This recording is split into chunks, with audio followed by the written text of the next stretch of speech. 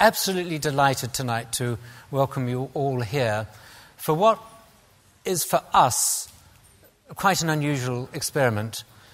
And the reason I say that is that I don't know of any previous annual general meeting of the NHS at any time in its 65 years history. Nor do I know actually of any comparable event on the part of any other major national public sector organisation. So for us, this symbolises the new approach that we're trying to take in our responsibilities with regard to the NHS. So the meeting tonight has two principal functions. The first is the formality. This is formally our AGM, but the formality extends to the past. The formality extends to that period in our setup when we were the NHS Commissioning Board Authority, and it extends to that period that ran from October last year through till March this year, to the end of the financial year. That's the formal bit, and we will try to make that as pleasant as possible. But that's not, for me, the dominant part of this evening. The dominant part of this evening is that this is a real meeting in which we have the engagement with those to whom we owe responsibility and accountability, and that's the patients and the people of England. Tonight, I'm joined by the board of directors, who I will invite onto the stage in a few minutes' time. But before I do so, the order of services along the following lines. I will say a few more words about NHS England, what we are, what we believe in, and what we're doing. I will be followed by our Chief Executive, Sir David Nicholson, who will talk about where we're going and what the future holds for us. And he will be followed by our Finance Director, Paul Baumann, who will talk about the accounts for those 6 months in an exciting and uplifting and illuminating way, which will... I'm sorry, Paul, I couldn't help that, but that's the nature of the formal business of the evening. At that stage, I propose to invite up here Olivia Butterworth. And just to give background for those of you who were not part of the workshops this afternoon, we ran 5 absolutely fascinating workshops. We brought in patients and members of the public to help us to understand how it felt to be at the other end of what NHS England does. What is it that we can do better in order to carry forward the ambitions that we have for the NHS in England during a period which is going to be perhaps the most challenging period the NHS has ever faced. A period in which those parallel forces of increased demand, led in particular by the phenomenon of an ageing population living with multiple long-term conditions on the one hand, and a stagnant economy on the other. How do we square this circle? How do we make the NHS a living social institution as it was born to be, providing support from cradle to grave, not just for ill health, but for the prevention of ill health in an environment where everything becomes much more difficult? So after we have had Olivia's presentation of the feedback from those 5 groups, and I've heard some of that already this afternoon, and I can tell you it is absolutely superb and really quite moving, we will go into the final part of the annual general meeting, in which there will be a Q&A session which I will moderate. And I will at that stage invite all the remaining members of the board of NHS England to join me here on the platform. So a few words of where we've been and where we're going. NHS England was part of the government's reforms in 2012. The purpose of setting us up and to have an independent chairman and independent directors on the board was to try to distance the NHS's day-to-day operational management from the political framework within which it's always operated. That's not a straightforward exercise because, of course, there's enormous political interest in the NHS and it has great political salience. The NHS in England consumes over 8% of the GDP of England. It's taxpayers' money for which we have responsibility, and that's a huge responsibility to try to secure that every pound that is invested in the NHS secures best value for taxpayers and for patients and the public. This is, after all, an indivisible whole.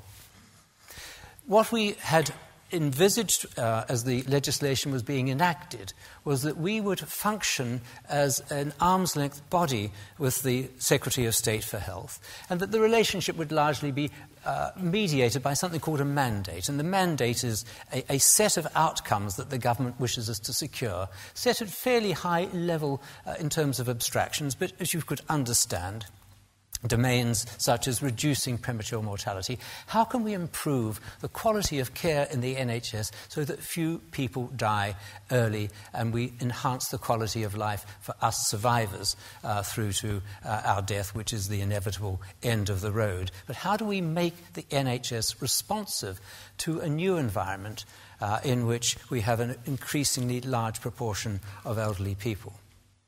The early months, which the formal part of this meeting will be reviewing, were in effect a set-up time.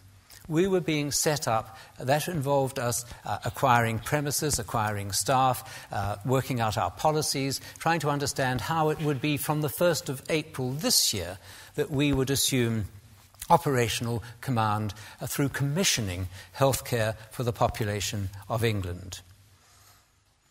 As we went through that period, we could explore the sheer complexity of what has happened. In 2010, there were some 50,000 people employed within the NHS in commissioning. By 2013, on the 1st of April, when we took on our full powers, that number had fallen by 17,500. There has been a significant reduction, which on the one hand causes a significant financial benefit, but on the other hand means a loss of corporate memory. On the 1st of April, our payroll went up from around 120 full-time staff to around 6,200 full-time staff overnight. They came to us from 161 different organisations. The sheer complexity of drawing together this new organisation from that background has been almost overwhelming. And above all tonight, I want, in public, to pay tribute to the staff who made that happen. They've had to work through the last few months under the appallingly challenging conditions of working in a new organisation, in premises that are still being organised and fitted out with IT systems and with payrolls. And the staff who have made this happen and have made that transition as smooth as it has not been a scandal. It has not been an NHS project that fell flat on its face. It's been an NHS project that has been successful for its almost invisible performance. And for that, I owe my colleagues across the whole of the organisation a huge debt of gratitude. Let me then move to the future. We have, as I outlined earlier, an enormous set of challenges.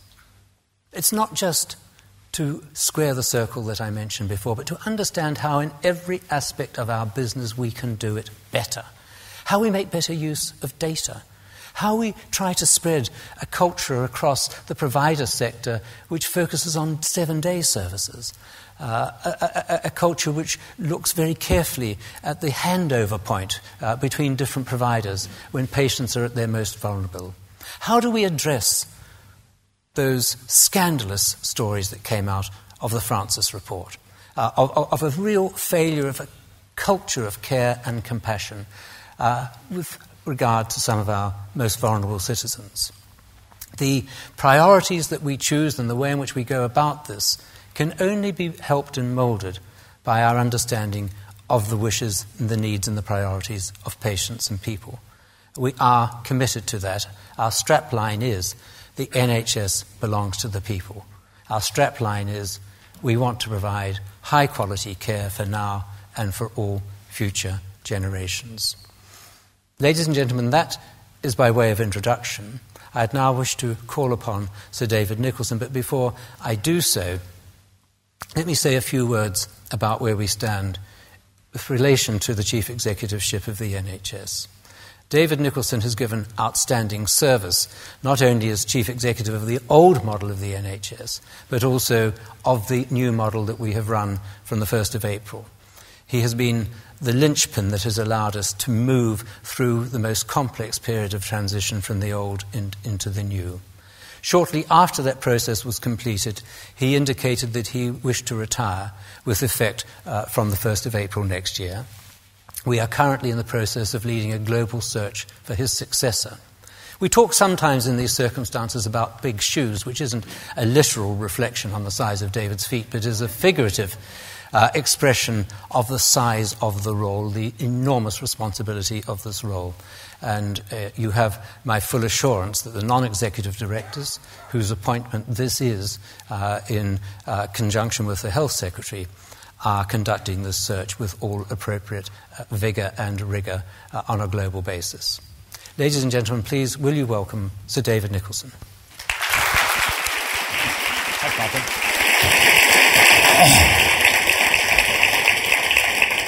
Okay, well, good evening, everybody. I was going to talk about for the annual general meeting, the bit of our history in those 6 months of a commissioning board.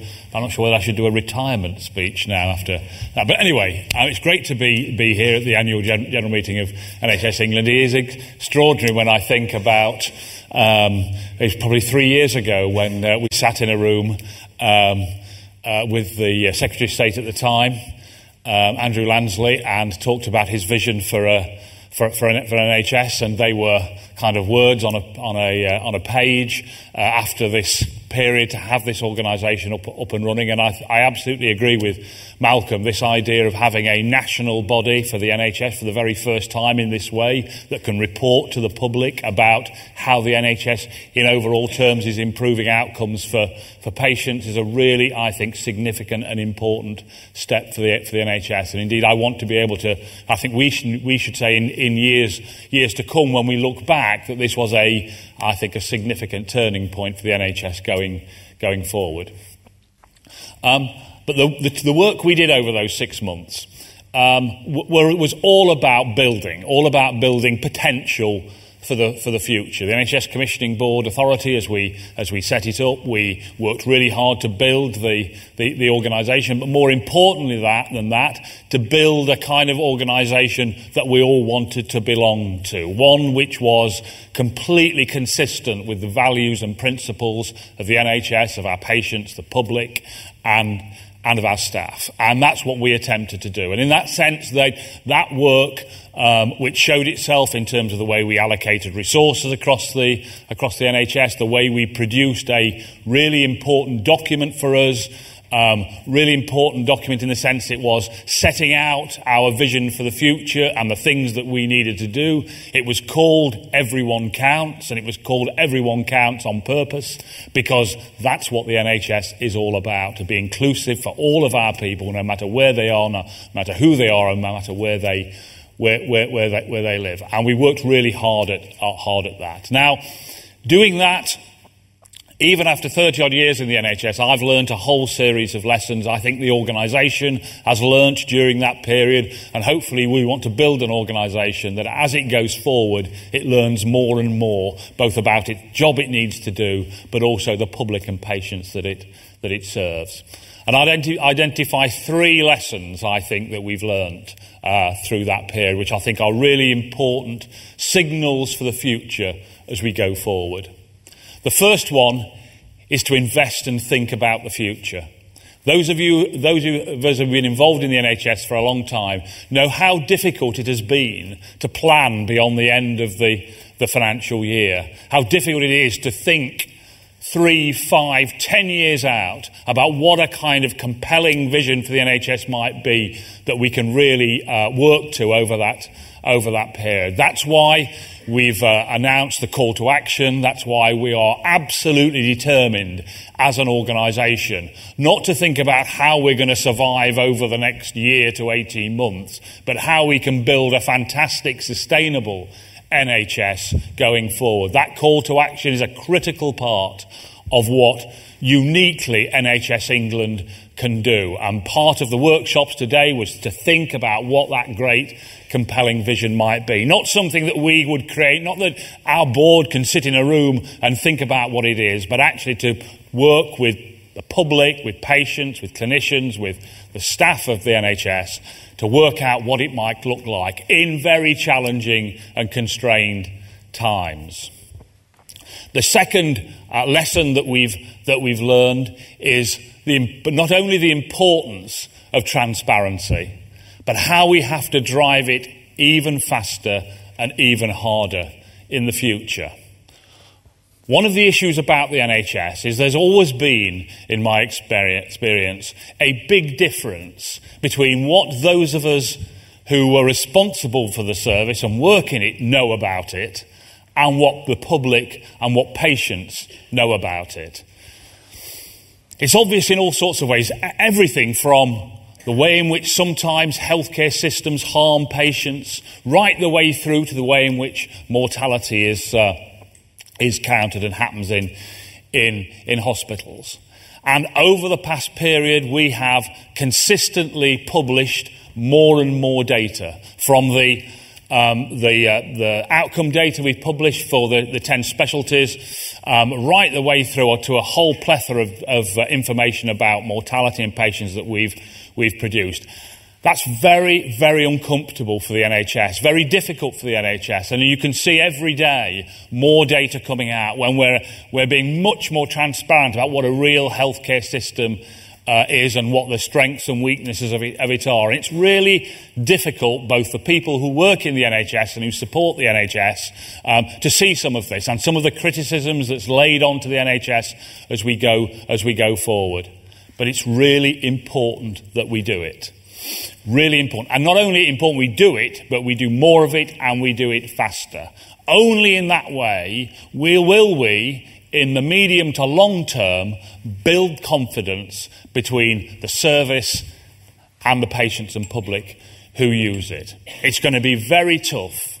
And some people might say, why would you inflict this pain on yourself in that way? But it is absolutely vital that we do it. It is, in my view, the difference between success and failure of our healthcare system, the NHS, going forward. So, really important that we really drive faster and harder in terms of transparency.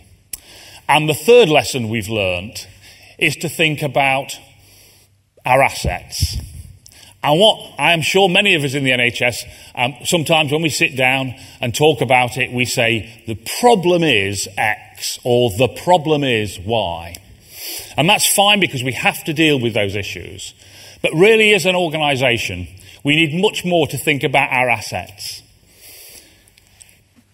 3 I would particularly identify for us. The first one is the clinical commissioning groups. We have created the clinical commissioning groups, general practitioners and other clinicians have created 211 organisations across the NHS, and brand new organisations with new ideas, with new potential.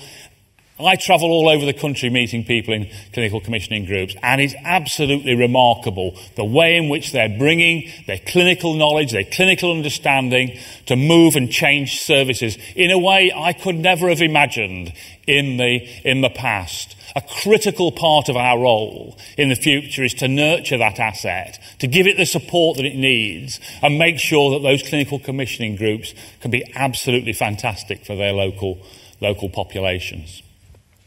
The second asset to nurture is our staff.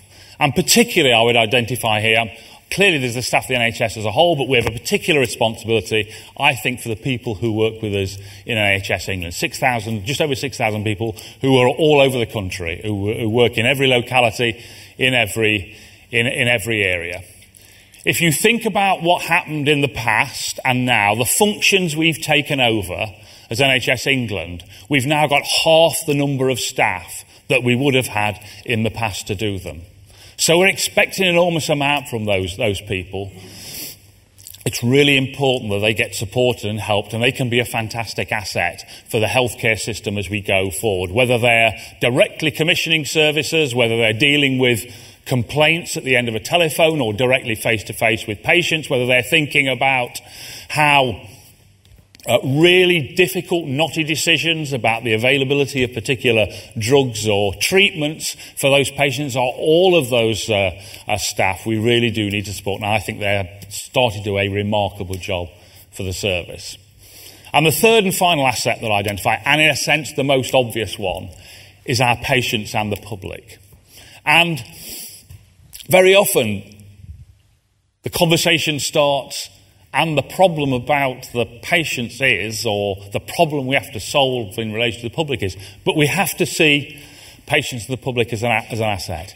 If you think about the scale and nature of the change we're going to have to see in the NHS as we struggle to live within the resources that are made available, the public and patients have to be part of that solution. Whether it's be supporting them in looking after our own health, whether it's giving them people the tools, the technology to enable them to control their own health care and their own health, or whether it be them playing more direct roles in moving and changing the kinds of services that we have. That is a fabulous asset for the NHS. There is great goodwill in this country towards the NHS from the public and the patients, and I think we can really make that happen. I talked right at the beginning about this being, in my view, when we look back, a turning point. And turning points are really important for us. They're important for organisations. Very often, the turning point, you don't notice it at the time, but they are really important. They're very, very important for us as individuals. I was at a mental health unit last week, Merseycare, fantastic setup there, doing great work with their patients, providing mental health services to a large population. I spent a lot of time with a group of service users who were talking to me about their turning points. There were things that were critical. Simple things like a gentleman said to me that the turning point for him was when a charge nurse put their arm around him and said, "I and all the staff in this ward are there to help you get better. We're there to make you better." He was astounded when he heard this, because he assumed they were there to control him. That was and that turning point for him completely changed his life and his life chances. Another man said that he'd been in his second detoxification program, and he saw a poster on a wall that said, "Do you want to be part of a patient and client user council?" And he rang the number, and 10 years later, he's had a fantastic change in his life chances and role in relation to services. I want to be able to say in 10 years' time, when I'm long retired from this organisation, to look back and say that this period was the time, the turning point, when the NHS understood what transparency was all about, was clear and open with its staff and its patients, could make sure that it focused really hard on the future of the NHS going forward, and made the really ambitious and courageous decisions to absolutely reinforce high quality care for all now and for future generations. Thank you.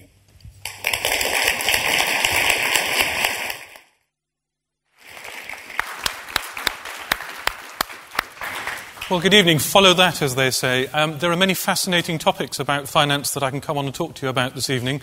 Unfortunately, I'm not allowed to talk about any of them. The only thing I'm allowed to talk about is last year's accounts, which I'm going to struggle to make sexy in any way at all.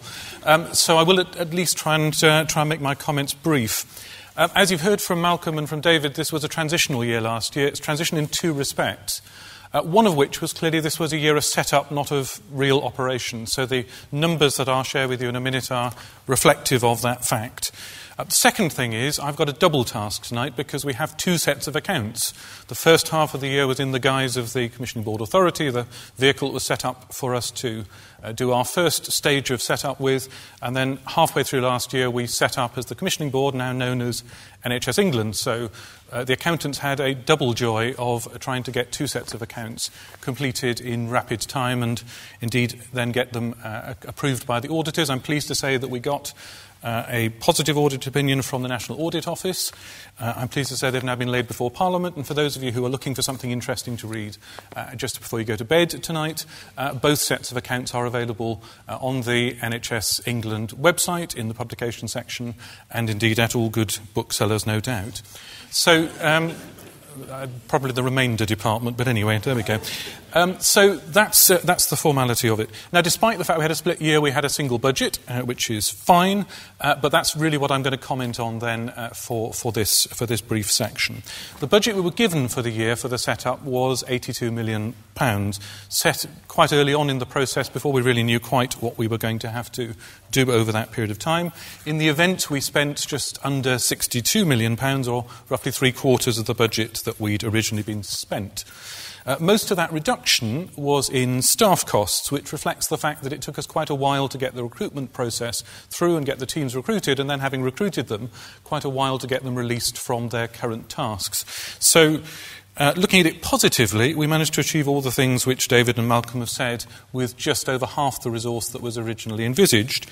However, it's really fair to say, I think, that this resulted in extremely heavy demands on the very dedicated team, averaging about 250 people across the year, who took on those Herculean tasks and did it with great aplomb during the course of the year. And many of them doing that alongside their roles in the previous world, as it were, closing down the old and setting up the new. So I think that's a great tribute to the people who were part of the setup. Turning to the non-staff costs, they were slightly lower than we had anticipated, 42 million quid compared to 48 million, a saving which was achieved despite the fact that in quite a number of areas we had to bring in support of one sort or another to plug the gaps, and finance was a good example of that during the course of the year. It's worth pointing out all of these costs clearly are mostly focused on setting up the system as a whole rather than setting up NHS England as a single organisation.